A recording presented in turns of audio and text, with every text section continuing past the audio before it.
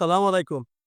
বন্ধুরা, আমি সবসময় বলি, আপনারা যা কিছু পড়বেন, জ্যাকেটটা একটু অল্প দামের পড়েন, কাপড়টা একটু অল্প দামের পড়েন।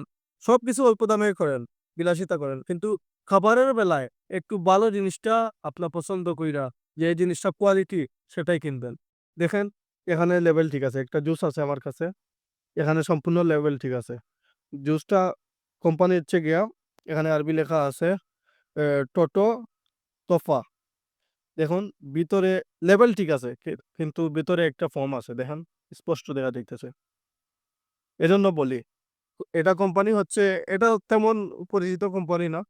এটা কোম্পানি হচ্ছে এটা সোডার মতন মানে গ্যাসের বেলা একটু আ গ্যাস আছে ভিতরে। তার মধ্যে একটু জুসের ফ্লেভার দেওয়া আছে।